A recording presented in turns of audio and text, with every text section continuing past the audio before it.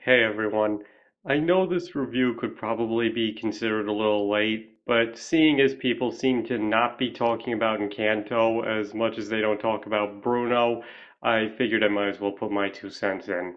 I don't plan on doing too many review-based videos on this channel, but I did want to speak my thoughts on this particular movie, so if you enjoy this video, please be sure to let me know and I'll consider doing more like this in the future. And remember, I'm not a professional film critic or anything. This is mostly all in good fun. So if you disagree with me on my assessment, that's fine. And obviously, there will be major spoilers ahead. So if you haven't seen the movie yet and you somehow haven't had anything ruined up until now, I would highly recommend that you go watch the movie first before watching this review. And please forgive me for going light on the pictures, but I just wanted to focus more on the actual review this time around. Okay, so let's get into it. Alright, so before I get started, I would just like to say that Encanto may just be the first Disney movie I've actually enjoyed watching since Moana, and certainly the first one since then that I had any desire to go back and rewatch. Unlike most recent Disney movies, Encanto actually has a great plot, very likable characters, and pretty unique ideas when compared to other Disney works. The songs are all excellent, even if I did find them a little hard to hear and thought the transitions into them could sometimes be a bit abrupt, but those may have been problems I myself was having and don't consider those actual criticisms. But most of all, the one thing this movie absolutely nails is the emotion. Every single emotional moment completely lands, never feels forced, and makes you believe without a doubt that these characters are real and a genuine family, because the chemistry between them is excellent. Everything from the scene of Mirabel comforting Antonio under the bed to everything regarding Bruno to my personal favorite scene where Mirabel confronts Isabel. But I think I'm getting a bit ahead of myself here. Let's backtrack a bit. Okay, so first off, I believe that Mirabel might just be one of Disney or even Pixar's best main characters in a long time. She's got a great personality, is very relatable, and most importantly, is actually likable and easy to sympathize with right from the start. She's the ordinary one in a family full of extremely gifted people, and yet still manages to be a great person and very selfless in spite of that. In fact, her biggest flaw might just be that she wants to help too much. And the rest of her family is not too different, being a nice assortment of colorful characters with their own distinct personalities and abilities, who make a point of putting others first as well. But that being said, I think it's time to address the elephant in the room. Now, I know we shouldn't talk about him, but I'm going to anyway, especially since everybody else already has. Okay, jokes aside, just to start off, I never thought Bruno was going to be the villain, but I was still very much surprised that he turned out to be such an ordinary, nice guy. I was expecting him to be some kind of mystical seer who held the answer as to how to fix everything. I even thought a majority of the plot might actually be about finding him. But what we got was way better. I'll admit that. In my opinion, there isn't a person in the world who suffers from insecurities or feels isolated that wouldn't relate to this poor man. Especially how he says, my gift wasn't helping my family, but I love my family, you know? And then you get to see where he eats his dinner. It's just like, dang. I know I can be overly critical of modern Disney, but I will say wholeheartedly that in this case, the writers definitely deserve credit. This movie makes you feel exactly what they want you to. And that's another thing I like, is that you can tell the people who are making this movie are actually putting a lot of thought into it and they're genuinely having fun. Everything is perfectly consistent, and there are just so many little details, especially when it comes to the characters that don't get as much focus, that are so easy to miss, yet really enhance the movie when you notice them. It's like, after Disney's last two movies, which either felt very rushed or not really well thought out, it's nice to get the feeling that the creators really cared about their story and thought out everything more than they honestly had to.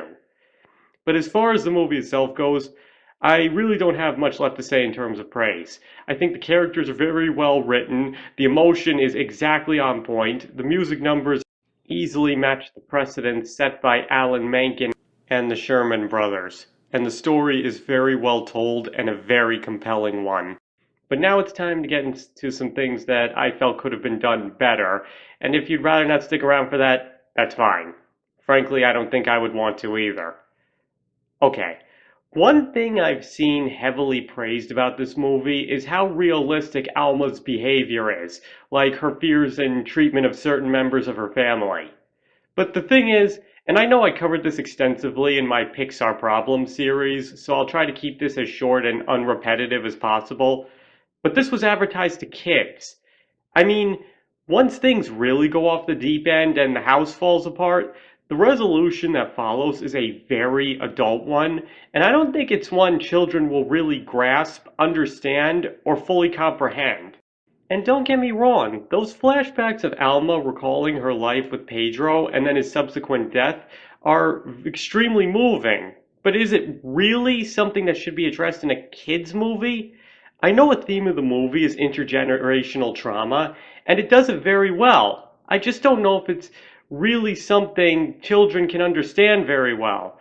Like, do we really need children suddenly afraid that their parents or grandparents are going to hate them if they can't perform certain tasks, put impossible expectations on them, or yell and scream at them for genuinely just trying to help for seemingly no reason? Now, I am somewhat joking here, but I do still genuinely believe that unfortunately, that's what some kids' takeaway might be from this movie. Because I really think they might struggle to grasp the resolution, even with an adult to guide them. In fact, I'd almost even go as far as to say that if this movie were in live action and a couple of swear words were thrown in but otherwise kept exactly the same, how different would it really be from your average adult-oriented movie? I mean, yeah, it would still be a musical with magical elements, but how different would it really be from something like West Side Story or other more adult-oriented musicals? Like I said, I really do like this movie, but I have noticed recently in my personal life that teenagers and young adults tend to react more enthusiastically to seeing stuff about this movie than children have, and I do believe that's for a reason and not just a coincidence. Now, I really have only one other point of contention, which is something I also briefly addressed in one of my other videos, and that's that I think this movie would have really benefited from having a villain. And yes, I do know that Alma is technically the antagonist, but the way she's presented in the movie just feels off to me.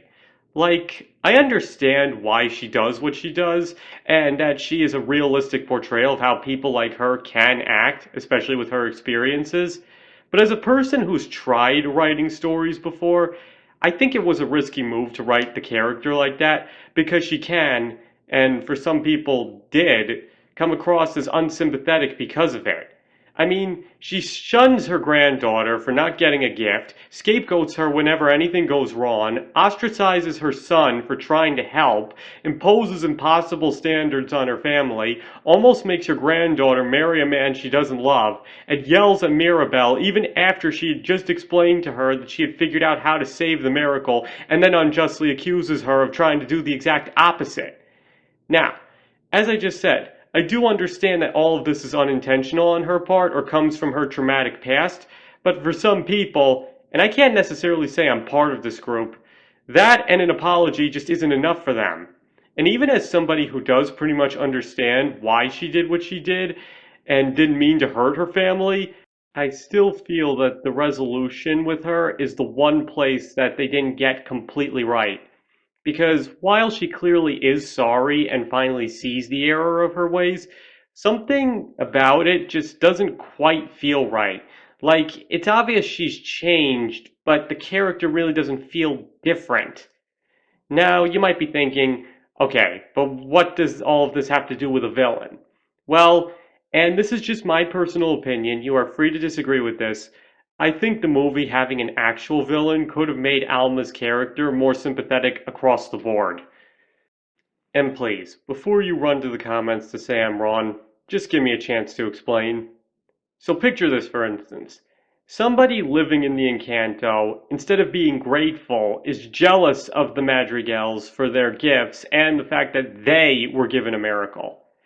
And this person just happens to be on the older side and is somebody that Alma sometimes confides in as a result. And let's also say this person is rather intelligent and is able to guess what really strengthens and weakens the miracle. And so, out of spite, starts encouraging Alma's unhealthy behavior, especially after Mirabel doesn't get a gift. Then, at the end, Alma can still admit it's mostly her fault and then can confront them on manipulating her before the entire town banishes them from the Encanto as punishment for their actions. Honestly, I think that helps Alma look more sympathetic in hindsight because somebody else was deliberately clouding her judgment, giving somebody for the audience to hate as a result, and it helps give Alma a better resolution overall by getting to actually confront a physical representation of everything she did wrong as head of the family and renouncing it. And I'm not even saying this character would have to be a major one, just put them in a few scenes and show them talking to Alma a couple of times, and you can keep the rest of the movie exactly as is. They wouldn't even have to be a twist villain. It can be obvious right from the start they're bad news, but in that case there would just have to be a reason why nobody suspects them of messing with the miracle. Or they could even be another red herring similar to Bruno. Make the audience think they're the ones killing the miracle, but then it turns out they were more indirectly involved and not the quote unquote actual cause of it. Okay, I think I've gone on enough about that. And listen, if you hate everything I just said, that's fine. I was just trying to offer up a suggestion on how I believe they could have made the ending a little better. But those are about my only two gripes with the movie. I think they did everything else perfectly. I also particularly like that they didn't make the mistake of Raya and the Last Dragon and didn't try too hard to be funny, and especially didn't delve into modern humor. I mean, I would say at times, particularly in the scene where Mirabel is in Bruno's room, that she does start to go a bit too much into the modern teen type humor, but that's basically a non-issue and is never enough to break the illusion, unlike the aforementioned movie. Another thing I think they did right is never revealing anything about the horsemen that murdered Pedro, because watching it I was convinced they were going to turn them into some kind of statement. Instead, they're simply there to have a reason for the miracle to exist in the first place, and who they are and what they wanted are left completely up to the viewer's imagination. And honestly, I think that makes them much scarier as a result. Okay, I think I've rambled on long enough.